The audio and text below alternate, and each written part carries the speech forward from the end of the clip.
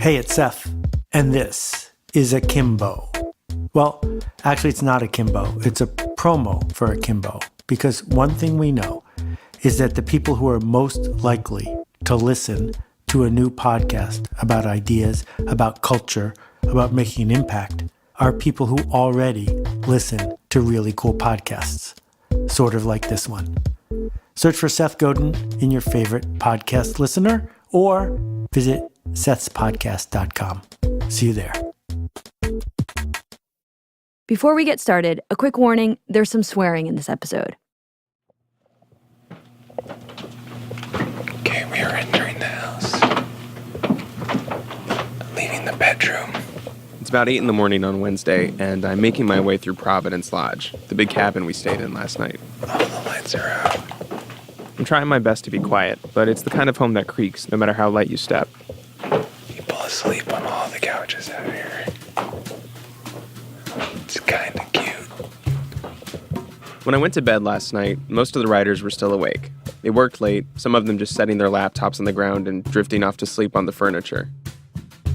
Team Denari, however, was having a frank discussion about some concerns they had with one of their teammates, Ash.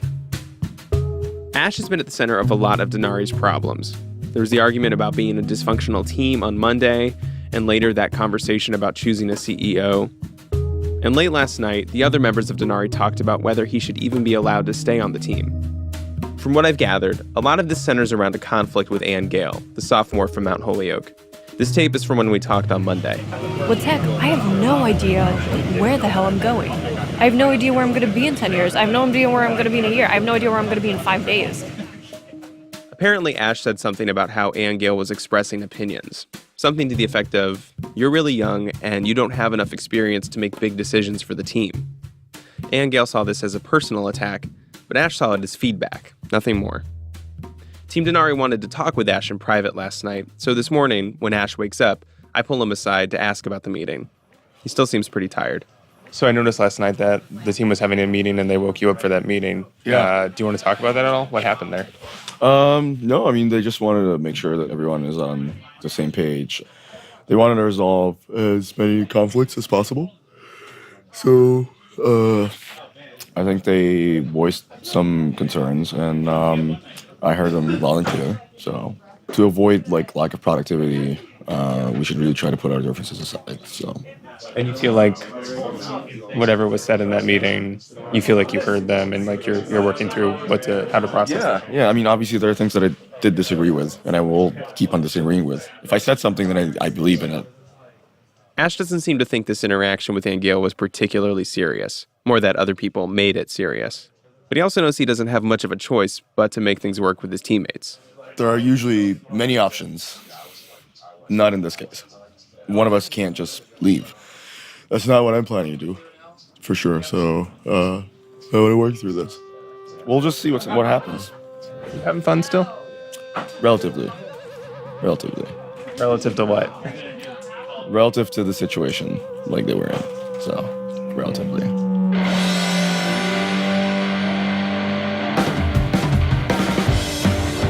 This is Startup from Gimlet Media. I'm Eric Mennel. We are on day 3 of our 5-day series on StartupBus. StartupBus, the competition where teams have just a few days to start companies from scratch while on a bus. We are on our way from New York to New Orleans, and this is the last day on the bus. It is the last day to actually build the companies before the pitch competition tomorrow. Now, every day has brought new challenges for these teams. The same challenges faced by lots of people when they start a company. These challenges can be professional, they can also be intensely personal. And today we'll see how the bus forces people to confront these challenges head on, even if they'd rather avoid them.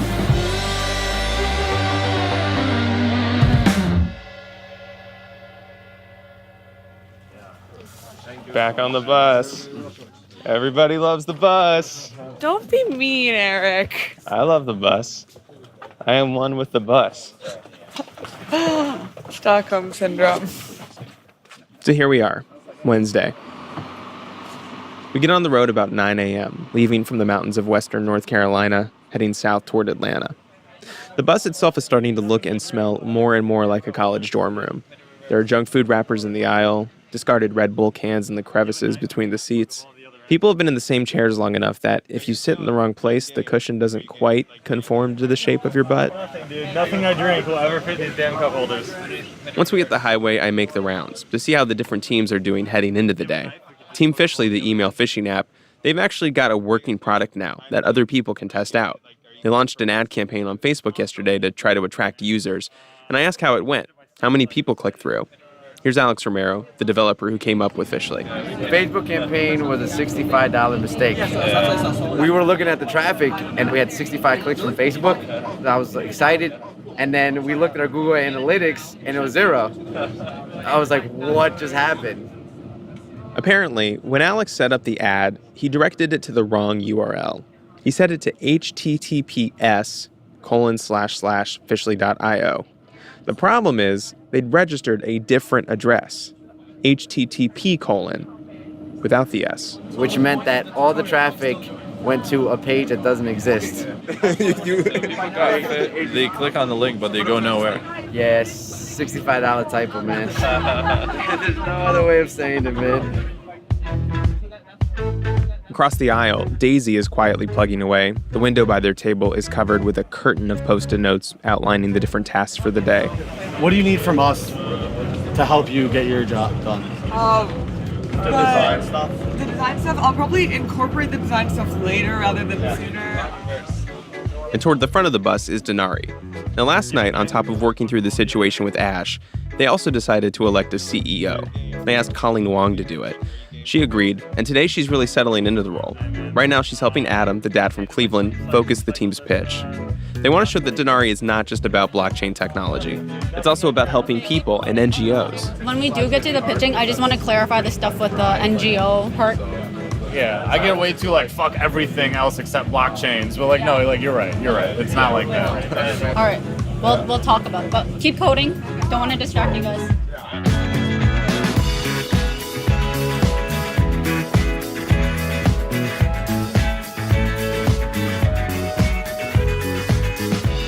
Over the last couple days, I've spent a lot of time with the competitors on StartupBus, getting to know them and why they're here. But there was someone else on the bus I wanted to talk with. Someone who's competed on StartupBus before, and so has a little more perspective on the competition. She's also the person who planned the New York route this year, Madalena Mack. She's the conductor you've heard making announcements over the last couple days. The number one rule on StartupBus is there's no number 2 on the bus. 3 years ago, on the bus, Madalena started a company called Minimap. It's an app that tells you what events are going on nearby and the best way to get there. She made it all the way to the finals and lost, but she's still working on the idea. It's actually in beta right now. And when we talk about her relationship to StartupBus, it becomes clear. Madalena was made for StartupBus, and StartupBus was made for her. Yeah, it's like StartupBus is like a weird childhood dream become true, almost. Madalena grew up in Hong Kong, where she went to a Catholic school. And it was there, during recess, that she got her first taste of mass transit. I literally would organize and do these fake subway lines. Everybody put their hands on each other's shoulder, and form a train and just run across the playground, it's fun to be the train conductor, and now we are a bus conductor doing the same thing. Now, if you were to look at a map of this trip on StartupBus, you'd realize it's a pretty insane route. It jogs and meanders. It's nowhere near the quickest path to New Orleans. I mean, we spent a full 24 hours just in North Carolina. But Madalena says this was all very intentional. She wanted to take the riders to places they may never visit otherwise. We definitely took some risks in terms of planning the route. I was pretty scared to go down south. Really? Yeah, this whole trip I was kind of worried, Why? I mean, the current political climate, you never know if things would break out, I should say, I know how this sounds. I grew up in the South, I've worked in the South. When people from New York say they're scared of the South, it can be kind of annoying. But Madalena has a reason to feel this way. She identifies as transgender. She started transitioning when she moved to the US for college. And leading up to this trip, the trip she was planning, she was reading these headlines that made her wonder, is it even safe for a person like me to be going to places like this? I mean, the day we departed, July 31st, I think a trans woman got murdered in Atlanta, and And New Orleans, they were already, like in the Louisiana area, there were already 3 people died just because they're trans. This year. This year. Personally, I don't want to stop by North Carolina because of all the bathroom bills that happen. Yeah. So that was pretty scary to me. It's like a real thing. Yeah, it's a real thing. Given this fear, you might wonder why Madalena even signed up to do this. To answer that, you need to understand how deeply StartupBus runs in her veins, how important it is to her. She started going to hackathons about 4 years ago, and at first it was an isolating experience. She wound up making projects by herself instead of with a team. It was very difficult, like just me going by myself to TechCrunch Disrupt. The first hour, you're in this giant hall, everybody talking to each other, mostly guys, like very excited about their ideas. And I'm just standing there just being ignored because I don't look like anybody. So I felt very left out and excluded. But as crummy as some of those hackathons were, Madalena did notice one thing that kept popping up. From the hackathons that I went to before the bus, I learned that quite a few winners were teams formed with people wearing shirts that says StartupBus. Oh, really? What the heck is StartupBus? Like, why are these people winning hackathons? Oh, so they all knew each other from this thing. Yeah. And this might be the trick. Yeah. And this realization came at a really pivotal time for Madalena. The startup that I was working for, they only have a few months left and they probably going to go bankrupt. My romantic relationship was failing very badly. And my immigration visa was going to expire in 3 months. I mean, when I come on the bus, I felt like that might be my hope, It cost $300. I didn't have any money left at that time, so I made a deal with my employer if he can give me $1,000 so that I can go on StartupBus. And he agreed, so thanks, Kevin. Yeah. Thanks, Kevin. Anyway, with all this visa stuff looming in the background, Madalena was really feeling the pressure to make StartupBus work. I think I took it way too seriously. Mm-hmm. I definitely felt that that's my chance to stay in the United States, I have to form a company on the bus. If I don't know who's going to sponsor me for another 3 years. You have to form a company because then you'll have a company to sponsor you. Exactly. It's literally that's my survival. Did you tell anybody that? Nope. Because why would you? Yeah, that's way too much, man. So she gets to the finals and loses. But after the competition, Madalena was able to find a visa sponsor and stay in the US. She got about 6 letters of support from the StartupBus community. The whole thing changed her life in this really tangible way. And it helped her understand why people sign up for StartupBus. What is the point of StartupBus to you? What is the point of StartupBus?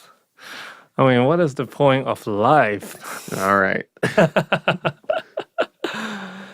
StartupBus was appealing to me because it's sort of like a wild card.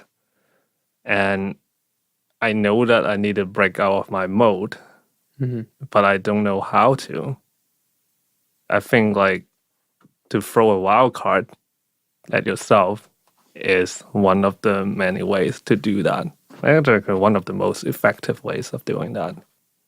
I mean, I think a lot of people join the bus had that same feeling I felt.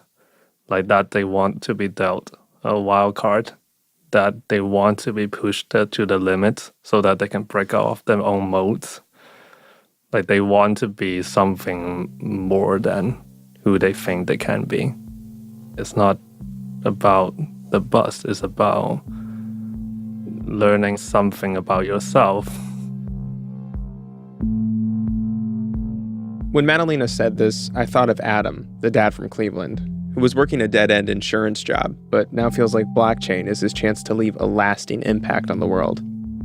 I thought about Colleen Wong, who had just quit her job and is now leading a team of unruly developers to build this massively complicated project.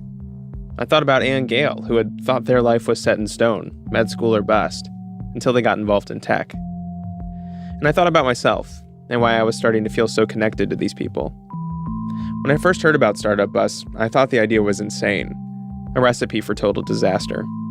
But I'd also just spent the better part of a year trying to get my own projects off the ground, and they'd largely gone nowhere. I was in a long-term relationship that was starting to fade.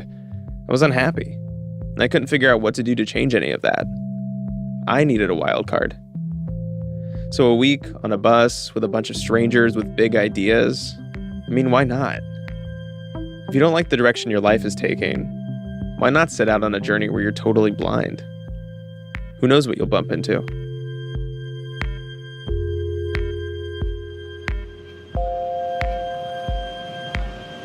So we are going to be at Atlanta in 50 minutes.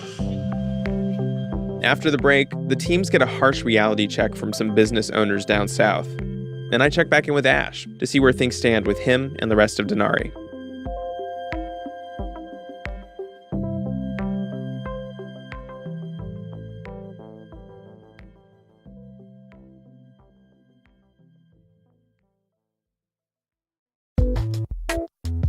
This episode of Startup is brought to you by Squarespace, which offers beautiful templates, 24/7 customer support, and optimization for mobile right out of the box. Because even if you've got a zillion-dollar idea, without a website, it's just an idea. My name is Jorge, and I am the associate producer for Gimlet Creative. Tell me your zillion-dollar idea. I hate ironing. Like, so much. So what I propose is a steam closet. Like, in your normal closet, and then you would, like, hit a button that would turn your closet into a sauna. The next time you grab something out of your closet, it'll be wrinkle-free.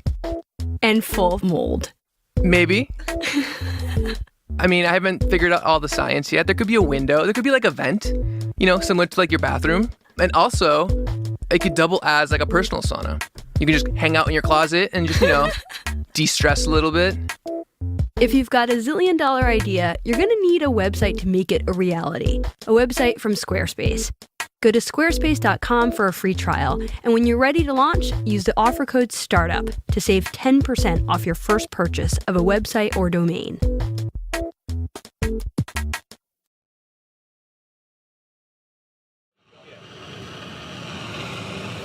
Welcome to Atlanta, Georgia.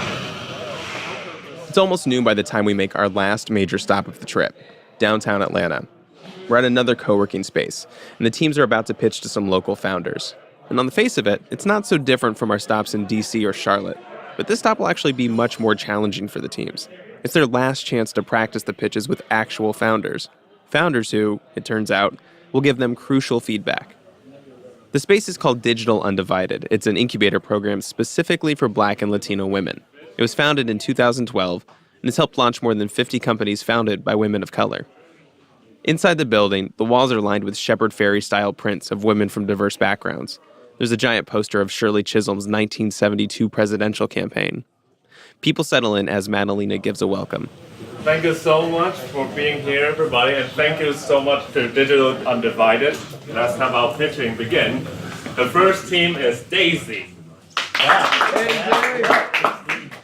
Hi, I'm Colleen, and I'm here to talk about everyone's favorite topic, death. Colleen Lavin's pitch for Daisy is feeling really tight. It's like you're watching your comedian cousin do her 4th or 5th open mic night with the same material, and finally, all the jokes are starting to land. With no major competitors in the market, Daisy is poised to kill it. Colleen takes some questions. The first one comes from a woman who goes by the name X. She works for Microsoft. And she asks if Daisy is only going to deal with the funeral event itself, or if it'll be helping with all of the other stuff that happens when someone dies. All the paperwork. Because I'm thinking, like, how do I get their death certificate? How do I get... Like, there's so many things when a person dies that you start thinking about. Yeah, because I actually did go through a family member dying and having to have, like, death certificates. This other voice is Darlene Gillard-Jones. She's one of the directors of Digital Undivided. For, like, the insurance people, so, like, all these different people. So I think adding that component to it could be really interesting. This idea of helping people get their loved one's death certificate, It hadn't really come up during pitches in the other cities. People had been asking questions about monetization and marketing, pretty standard stuff. But this death certificate idea felt different, and Daisy wound up adding it to their platform that day. When Denari steps up, it feels like this might actually be the best audience for their company so far.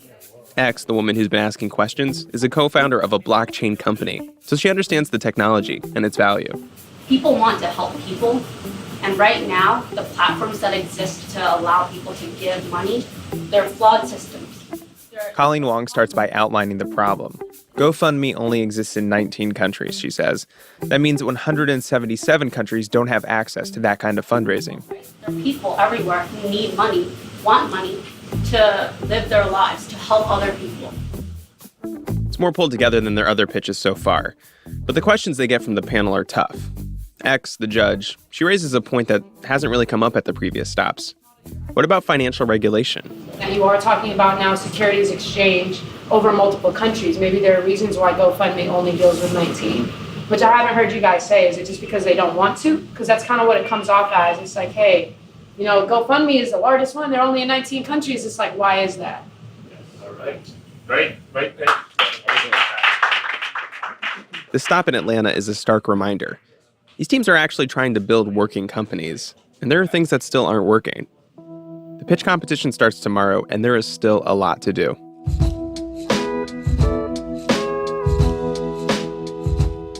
We leave Digital Undivided, and people scatter for lunch downtown. A small group heads to a cheap Greek place around the corner, and I find Alex Romero there from Team Fishly. Fishly's made a lot of progress. They actually have a working prototype now. And Alex is starting to do that thing where you visualize your victory. It's like the A-Team, right? Like, I just want to be there tomorrow on stage, like, completely destroy the audience and just wow them, and then just tell them, I love it when a plan comes together.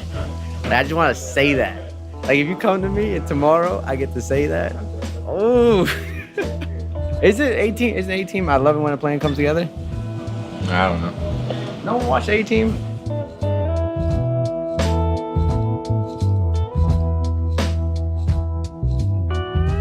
After lunch comes together, we make our way back to the bus. It's then that I notice Ash from Denari. He's been quiet most of the day, clearly taking a step back, not interacting with his team much. But here in Atlanta, he pulls Ann Gale aside. Remember, they hadn't been getting along since Ash implied Ann Gale was too young and inexperienced to make big decisions for the team.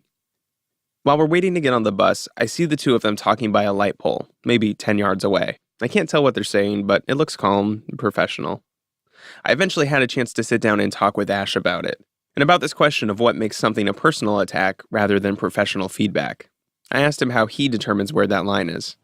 Yeah, so I like being true to myself. Because I could have easily, just say, oh yeah, no, I'm sorry. I guess I crossed the line and I was like personally attacking her. But admitting that would just be a lie. There is no second that I believe that at any given point that I was like personally attacking anyone, anywhere. But what's important is that like they felt like it was personal and like... And it's okay. I guess honestly, Angel can feel like she has the right like to feel whatever she wants to feel, right? Because she's the opposite party. Just a quick note here. While Ann Gale asked me to use they, them pronouns, this is not something they brought up with everyone on the bus. That's why Ash is using she and her. They heard her story, but no one ever got a chance to hear my story directly. And it's very easy to like take sides with someone who's like saying that they're being attacked by someone who seemed to be intimidating in the beginning. Like the narrative, flows. It flows. It's not really like Ash was receptive, and no, it flows. It's plausible. The thing about StartupBus is that it really is like a reality TV show. It's so intense that every interaction, every personality can feel like a caricature over your life. And when you become the outsider, like Ash has, you feel that in a serious way. I imagine this caught Ash off guard, because in his own life, he's grown comfortable being the outsider. In fact, that's where he thrives. Ash was born in Cairo. He says he comes from a long line of contractors and business owners, largely in construction, which in Egypt can mean you're pretty well off financially. But that also meant there were expectations, and a very particular road he could follow for his future, the road to running his own construction business in Cairo. He didn't want that. He remembers sitting in grade school, hearing the name Mark Zuckerberg for the first time. Facebook had just become a billion-dollar company with influence all over the world, and Ash was angry. He wanted that for himself. Not the money, but the impact, the scope. He wanted to be attached to something bigger than himself and his family, and he knew how difficult it would be to get that in Egypt. So at 17, he packed his bags and flew to America. First it was Ohio, then Nebraska, then Minnesota. He'd be in college somewhere for a year and then transfer, a sort of pioneer's trek across the Midwest, in search of some key that would unlock his future. And he did all this alone, leaving much of his family back in Cairo, puzzled. I didn't really have anyone to help or like pull strings, so I was more and more conditioned to keep emotions aside and really, just try to force the other to like respect you. I imagine those are strange places to move from Egypt too. Absolutely. No one knows what Nebraska is. I like the unknown. I like being thrown with no floaters to see like if you could just swim. Just swim.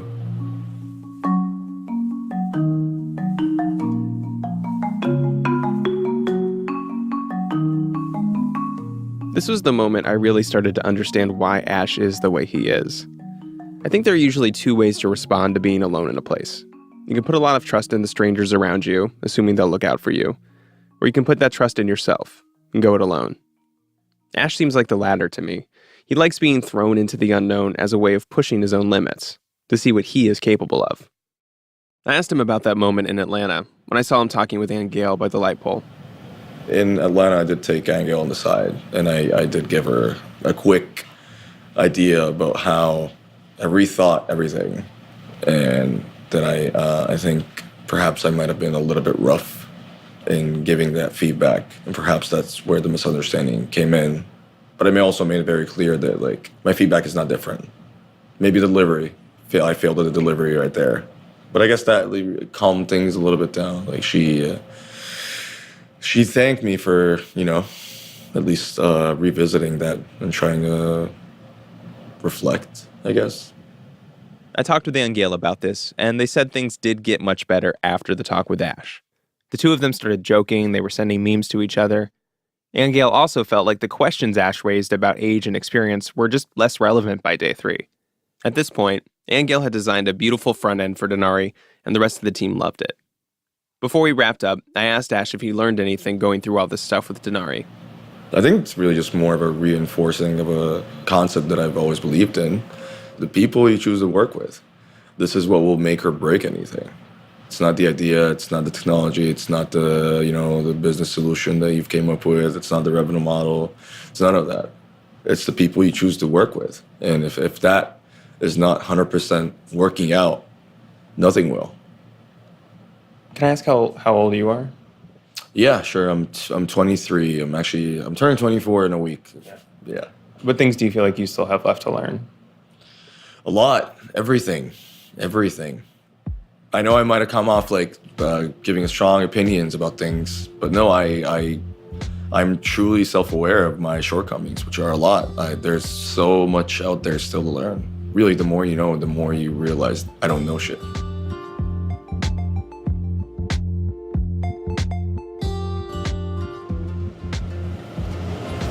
In 2 hours, you'll reach your final destination in New Orleans. Right? Yeah! Woo! All right. The last 2 hours on the bus before New Orleans are a whirlwind. People are giddy, like they're cramming in every last ounce of goofiness while they still can. Over on Denari, Ash and Colleen Wong are joking. They're sitting across from Adam and Ann Gale, who are losing their minds, pretending to pitch blockchain. Put it on the blockchain! Put it on the blockchain! It's the ledger. It's public. Yes, it is backed by people. That's by the people, point. not by government. It's us. It's about us. It's us. Up at the front of the bus, Colleen Lavin tries to pitch Daisy one last time, but everybody's heard it so much they can't help but heckle her. Can you hear me in the back? All right. Hear you in the front. Oh, good. I don't care if you can hear me. We're just a few miles from New Orleans now. You can see the lights in the distance. And then we pass another bus. Look, guys, it's another StartUp bus. Hey, say hi to Ryan. Oh my God. Oh, now we are racing. Now the two buses are racing. Despite all their troubles, the personal dramas, the failed ad campaigns, the miscommunications, the teams all feel really good. They've overcome a lot. And they've built actual working products in 3 days on a bus. Welcome to New Orleans, everybody. Congratulations, you made it to Louisiana. It's late, after 10 p.m. Everyone is wiped and walking around with whatever the bus equivalent of sea legs are. People head to their rooms, planning to work through the night to put the finishing touches together. And along the way, we pass teams from Ohio, San Francisco, Florida. It all feels very real again, like walking blurry-eyed out of a theater after a long movie. Tomorrow, teams will start being eliminated. Everything they've been working toward comes to a head in the morning. The forecast calls for rain. The first pitch is in about 12 hours.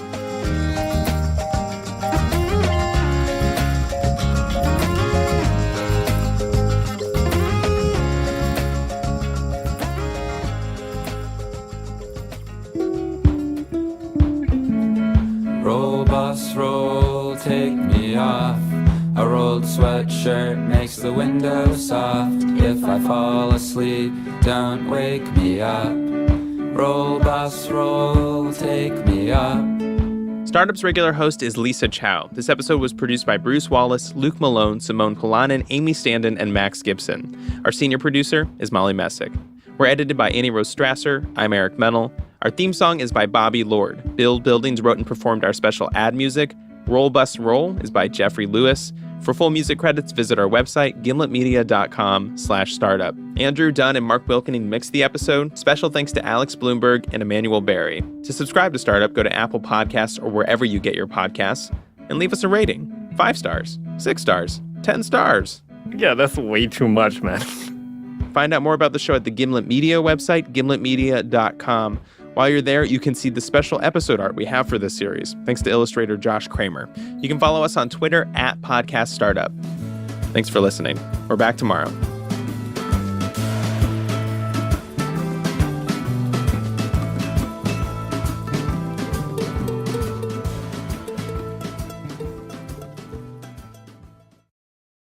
Hey parents, it's me, the Tooth Fairy. And I want to tell you about a new show at Gimlet. It's called Chompers. Good morning. It's time for Chompers, your morning and night toothbrushing show. Trust me, I know brushing can be a battle. But Chompers makes tooth time easy. It's available for Amazon Alexa. All you have to say is, Alexa, start Chompers. And your kids will hear silly jokes, stories, and songs that help kids who are just learning how to brush do it right. Chompers keeps them brushing for the full 2 minutes that dentists recommend. Chompers is out now. Just say, Alexa, start Chompers. You can also find Chompers on Apple Podcasts or wherever you listen. Thanks to our sponsor, Squarespace. Squarespace helps you turn your dreams into reality with beautiful websites featuring powerful e-commerce functionality and built-in search engine optimization. Go to squarespace.com for a free trial. And when you're ready to launch, use the offer code STARTUP to save 10% off your first purchase of a website or domain.